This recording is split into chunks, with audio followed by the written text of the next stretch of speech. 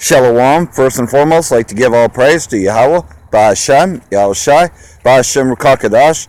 Double honors to the elders and apostles, great millstone, who are teaching us truth and sincerity, and a shout out to Yakim and Yakwath that are tuning in listening. Brakat to Yahweh, Brakat to Yahushai, Ba'ashem Rukakadash, Brakat them. So, yeah, yesterday you had all them fake-ass fucking shootings, right? Well, it's to cover up this story, basically, because the United States has attacked Iraq and then tried to blame Iran for it. Okay, but the United States bombed Iraq, saying that they were going after so-called Iranian targets. So, the least of the flock, Amalek is drawing everybody into this war. So you can see that drumbeat beating. And that's why the fake fucking shootings, to cover this story.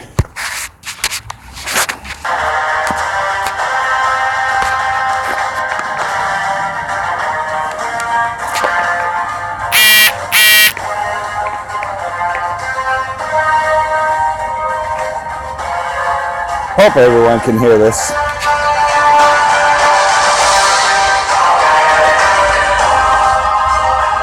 Yeah, these are supposed to be in response to a attack, right? Which, you know, Amalek runs the United States. Everybody knows that. The least of the flock drawing everybody into this war.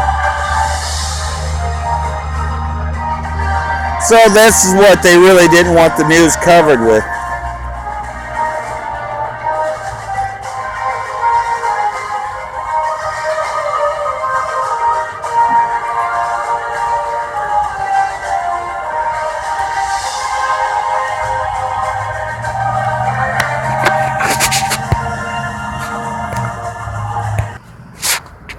More in Syria. Slovakia, if you can't hear it, again, you know, on foot. For a ground operation against radical militants in western Aleppo, sources close to the Damascus government claim. According to reports, the Syrian military was preparing for this operation during the past 2 months. The operation in western Aleppo will complement the recent advance in southeast Idlib. Most of them are aimed at reopening the M5 highway that passes through western Syria. Earlier in December, government forces liberated over 40 towns and villages in southeast Aleppo, deploying in a striking distance from the militant-held city of Marat al-Numan. The Syrian army halted the advance in late December, once again giving so-called moderate rebels a chance to separate from al-Qaeda-linked terrorists.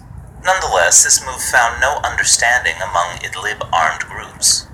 On December 28th, Hayat Tahrir al-Sham and its Turkish-backed allies launched a large attack on Syrian army positions in the recently liberated towns of Al-Teh and Jarjanaz. So yeah, the strike will be, yeah. However, they failed to break the army defense.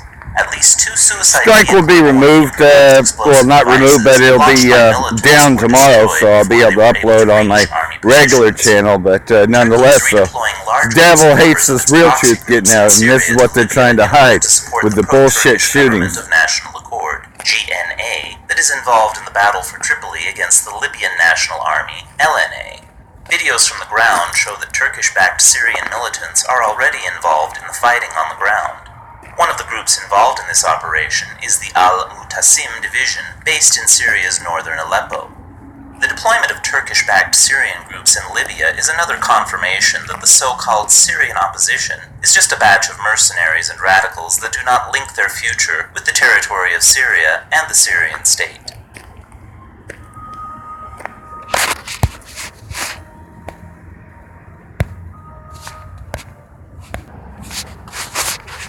And then, of course, there's this story as well, you know, about Iraq, which pretty much has confirmed that the U.S. attacked Iraq. Airstrikes on the positions of the Popular Mobilization Forces in Iraq.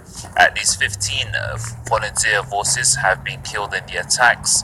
The Pentagon says the raids targeted weapons depots and command centers in response to attacks on American forces in Iraq. The Popular Mobilization Forces have also confirmed the US airstrikes. The positions of the PMU forces have been targeted several times this year, which Iraqi officials have blamed on the US and Israel. Following Sunday's attacks, the Popular Forces urged the Iraqi people and military to end the US military presence in the country. The PMU is part of Iraq's armed forces and has been fully recognized by the government in Baghdad. You see how everybody wants the whore out, and this is all the nations hating the whore. You know, because the EU allies disagree with this too.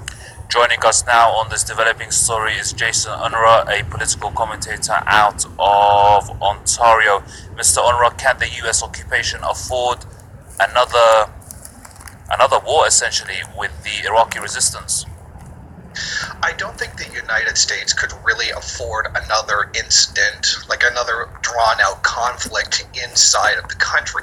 I think there's a question of, well, militarily, I'm sure they could probably scrape together the resources somewhere to carry it out, but I don't think the political capital is there in order to be able to continue a campaign like this. I mean, already the United States government is in a very precarious position given the pending impeachment of Donald Trump right now, or at least at the very least the ongoing proceedings regarding that.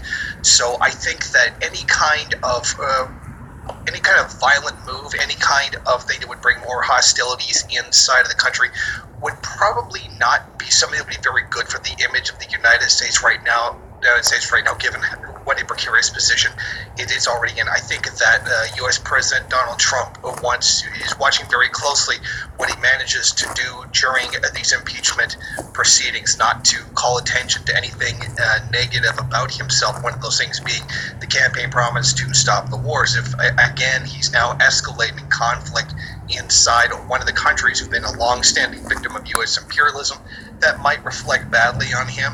It might not, but I think that the chance is there that it won't be there for them.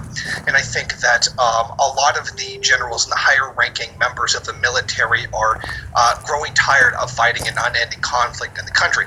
I'm certain they're fine with a continued occupation, but for putting the stress of essentially another war, another counterinsurgency measure throughout the country is not something that they want to do. I mean, the armed forces of the United States are stretched very thin at this time, primarily due to the ongoing and unwinnable conflict inside of Afghanistan. If now they were to open up another front in another country, that would put a further drain on resources, and this is not something the U.S. wants to do. They want the Slovakia, the battery's not very good on this. Inside the country in order to forward profit making. Now, if something comes along that's a threat to that, to those profits, like a growing influence by another country, like, say, Iran, etc., the growing friendship between the two countries, that's not something the U.S. can stand. Now, what the U.S. does need is a certain level of justification for being there.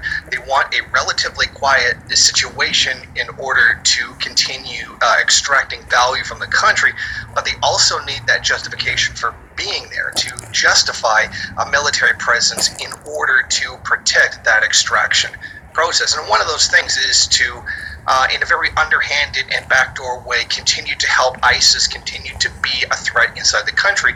So the U.S. has that political excuse for being inside the country, even though they're the ones that are primarily responsible for the spread of ISIS throughout the Middle East. So, in my opinion, while they probably could handle some kind of an insurgency, I think this is all part of a larger distraction tactic to justify continued occupation of the country.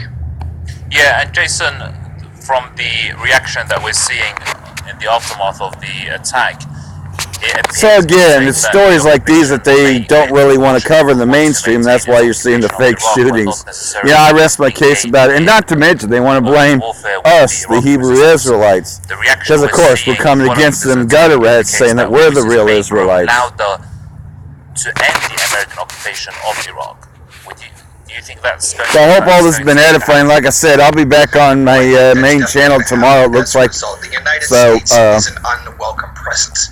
Thus, they have to come up with an excuse to be there. Thus, creating the this is it. This is what's happening. People wanting them to leave. Of course, this is the problem when you're trying to occupy a country that doesn't want to be occupied. It's an inherent contradiction in the very nature of the imperialist occupation of the country. You need the excuse, yet the excuse is also the reason to make them leave. So that's really the balancing act that the United States has to do. They need to justify being there, but not create a social pressure so great that it may end up costing them the ability to occupy the country. I mean, if the United States would roll in with the military and kill 1.5 million people, obviously occupying the country on a purely military basis is not beyond them. It's not something they would have any moral qualms about doing. Okay. But this is not an outright war situation. This is more of a, we are here to protect, but in order to keep that up, we have to do things that would place people in danger to make it look like that we're fighting the things that make them put in danger. So it's like a very complicated act in trying to present themselves as a public face to the Iraqi people. Jason Honore joining us from Ontario. Thank you very much indeed for your contribution.